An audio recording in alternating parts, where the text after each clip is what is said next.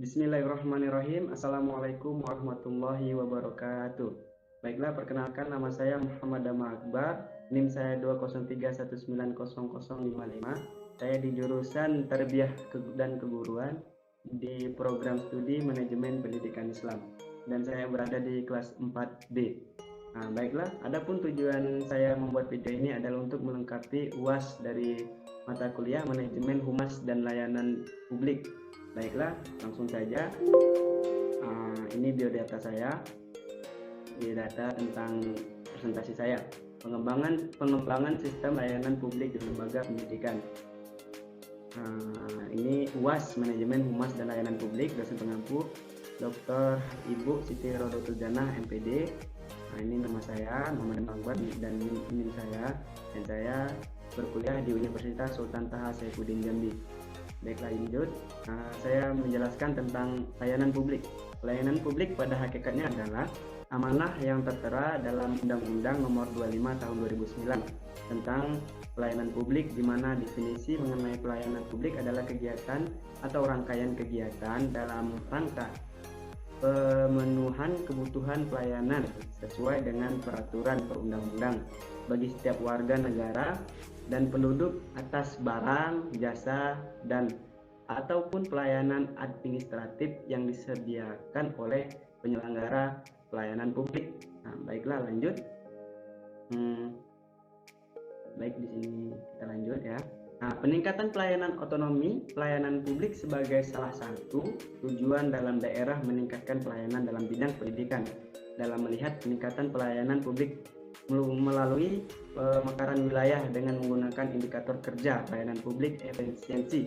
Baiklah, di sini pelayanan publik sebagai salah satu tujuan dalam daerah meningkatkan pelayanan dalam bidang pendidikan. Di sini pelayanan otonomi untuk meningkatkan pelayanan daerah, misalkan untuk khususnya dalam bidang pendidikan di dinas pendidikan. Baik, lanjut. Baiklah, saya lanjutkan tentang pendidikan. Baiklah, pendidikan menjadi suatu hal yang menarik untuk diteliti karena pendidikan merupakan hak dasar warga negara yang juga merupakan fondasi bagi tumbuh kembangnya suatu bangsa. Problem kebodohan, kemiskinan, keterbelakangan, serta ketinggalan bangsa ini akibat dari kurang atau lemahnya perhatian pemerintah pada sektor pendidikan. Pendidikan bisa diangkat menjadi suatu tumpuan dalam proses pembangunan untuk menjadi bangsa Indonesia yang lebih maju. Melihat latar belakang di atas, maka saya tertarik untuk mengetahui bagaimana kualitas pelayanan publik di Dinas Pendidikan Kota Bitung. Baiklah, pendidikan itu bagaimana kita ketahui semua sangat penting untuk suatu tumbuh kembangnya suatu bangsa. Karena itulah pemerintah harus memperhatikan lebih di ranah pendidikan. Oke, selanjutnya pelayanan publik sektor pendidikan. Peningkatan merupakan salah satu kebutuhan yang paling mendasar bagi setiap manusia. Pendidikan akan membentuk jati diri melalui keterampilan, moralitas, intelektual, dan mengarah pada dunia kerja. Selain itu, pendidikan juga akan membentuk satu sosial, ekonomi, dan politik. Karena itu, pendidikan menjadi sangat penting bagi setiap individu maupun kelompok. Ini sangat penting sekali pendidikan itu, karena itu suatu kebutuhan yang mendasar bagi setiap manusia, harus memiliki pendidikan. Di situ dibentuk jati diri kita melalui keterampilan. Di situ bisa pendidikan itu banyak, nggak harus pendidikan umum, ada juga pendidikan agama dan juga pendidikan moralitas kita. Di situ dilatih keterampilan, intelektualitas, dan mengarah ke dunia kerja. Karena kita sekolah, kuliah, mendapatkan gelar, mungkin sarjana S1, mungkin bisa melamar kerja. Karena itu pendidikan menjadi sangat penting bagi setiap individu maupun kelompok. Pendidikan itu sangat penting sekali untuk individu kita sendiri, diri kita sendiri, maupun kelompok bersama. Baiklah, lanjut ke kualitas pelayanan publik. Dalam melihat kualitas pelayanan publik, masyarakat menjadi ukuran utama. Sebagai pengguna jasa, kepuasan merupakan hak yang mutlak dirasakan oleh masyarakat. Karena seperti yang telah dijelaskan di atas, bahwa kualitas pelayanan publik akan mempengaruhi kinerja aparat birokrasi pelayanan publik. standar pelayanan merupakan acuan untuk mencapai kualitas pelayanan publik. Nah, baiklah, di sini dalam melihat kualitas pelayanan publik, masyarakat itu menjadi tolak ukur, karena di sebuah lembaga pendidikan masyarakat itu memasukkan anaknya ke sebuah lembaga atau instansi pendidikan. Nah, dia melihat bagaimana perkembangan anaknya di sana. Nah, kalau misalkan bagus, maka manusia itu sendiri yang menilai bagus tidaknya layanan publik itu dilaksanakan. Baiklah, lanjut. Nah, ada 10 indikator kualitas pelayanan, diantaranya tangible, yaitu terdiri dari fasilitas fisik, peralatan, personil, dan komunikasi. Baiklah, di sini saya ada beberapa contoh. Nah, ini sebuah atau kelas yang dimana di situ tempatnya dindingnya papan dan tempatnya kurang.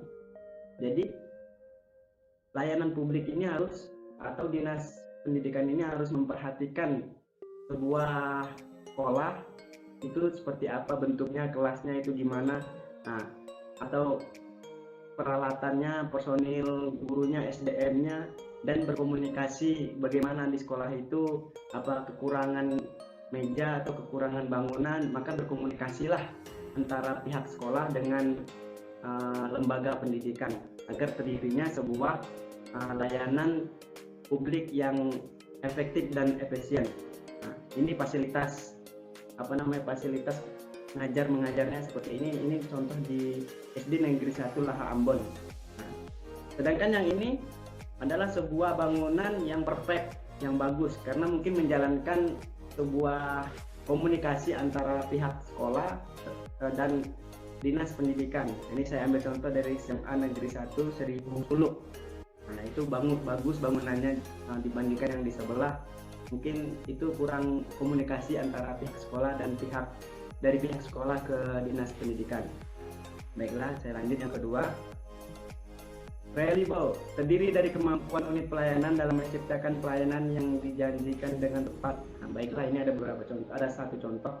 Nah, ini salah satu layanan yang dengan tepat, pelayanan yang dijanjikan dengan tepat. Di situ ada guru atau SDM-nya dan siswa-siswinya. Ini pelayanan kegiatan belajar mengajar dengan tepat. Nah, yang ketiga, responsiveness, kemampuan untuk membentuk konsumen bertanggung jawab terhadap kualitas pelayanan yang diberikan.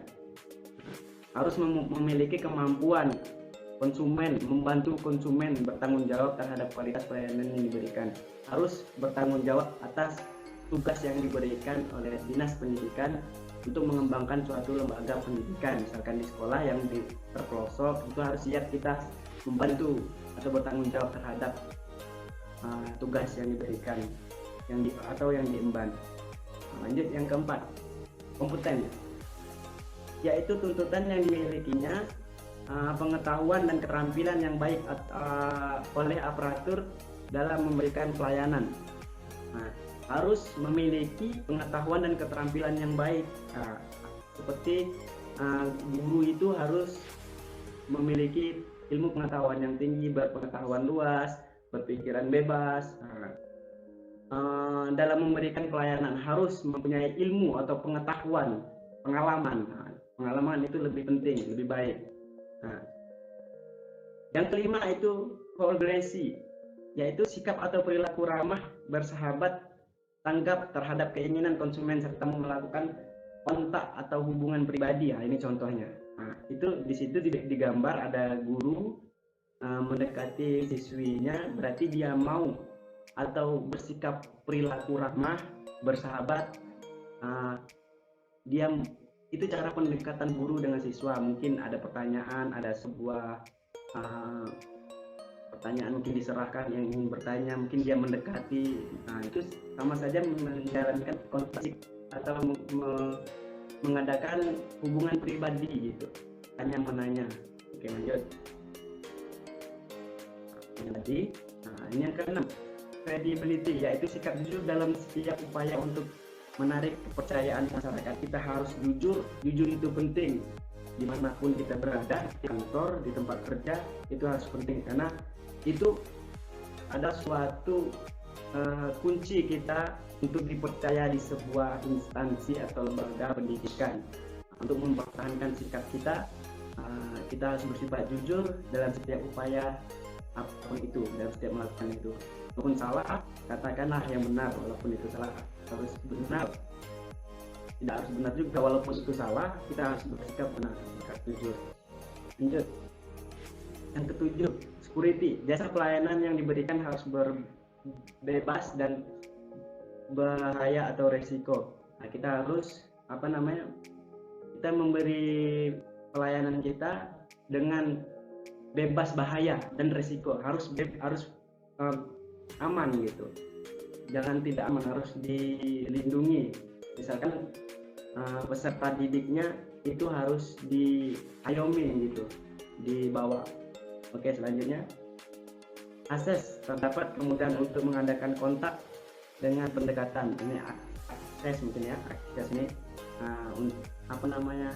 pendekatan kita terhadap mungkin siswa, mungkin guru mungkin di ranah guru ke atasan sama teman mungkin. Oke, lanjut. Yang kesembilan, communication. Kemampuan pemberi pelayanan untuk mendengarkan suara, keinginan atau aspirasi pelanggan, sekaligus ketersediaan untuk selalu menyampaikan informasi baru kepada masyarakat.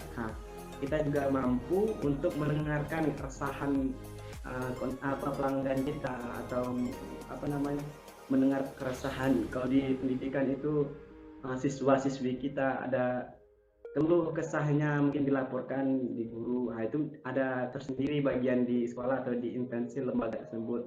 Itu di bagian bimbingan dan konselor ya. Di situ ada konselornya juga. Baiklah. Juga selalu menyampaikan informasi baru kepada masyarakat. Kita harus terbuka ke masyarakat, nggak boleh ditutup-tutupin tentang misalkan di lembaga pendidikan tentang anaknya ini nakal atau tidaknya di sekolah. Kita harus berbicara ke orang tua biar orang tua tidak salah paham kenapa anak saya seperti ini di sekolah, kenapa di rumah beda dibanding di sekolah. Seperti itu. Lanjut yang 10, understanding the customer. Melakukan segala usaha untuk mengetahui kebutuhan pelanggan. Contohnya kita harus tahu tentang kebutuhan pelanggan, apa aja yang dibutuhkan pelanggan gitu. Misalkan di dinas pendidikan lagi, saya ambil contoh di sekolah, orang tua wali ini ingin di sekolah itu ada namanya ekstrakurikuler, marching band, pramuka. Maka kita harus mendengar, atau pihak sekolah juga harus ambil tegas gitu. Berarti saya itu harus mencari guru drum band, guru pramuka untuk memenuhi kebutuhan yang diinginkan pelanggan, biar supaya sistem layanan publik ini terjalan dengan baik dan maksimal, efektif dan efisien. Oke, lanjut. Kualitas pelayanan publik juga dapat dilihat dari pandangan masyarakat terhadap pelayanan yang mereka terima. Apakah pelayanan tersebut sesuai dengan harapan atau tidak. Dengan demikian, kualitas pelayanan dapat dirumuskan sesuai dengan tingkatan keberhasilan suatu instansi atau organisasi publik dalam memberikan pelayanan sesuai dengan harapan dari masyarakat, sehingga dapat memenuhi kebutuhan dan kepuasan pengguna jasa. Demikian penjelasan dari saya, semoga bermanfaat untuk kita semua. Jika ada kekurangan, tolong maafkan, karena kesempurnaan hanya milik Allah Subhanahu wa Ta'ala. Akhirul kalam, subhanakallahumma wa bihamdika asyhadu an la ilaha illa anta astaghfiruka wa atubu ilaik. In anta jalasta rijalan dawi maha fajlis ilaihim bikamalin mu'addaban wasma hadithahum idahum hadatsu waj'al hadithaka inna taqta mu'addaban. Syukran lakum wa kataballahu lana wa lakum jami'an bitaufiqi wa najat. Wassalamualaikum warahmatullahi wabarakatuh.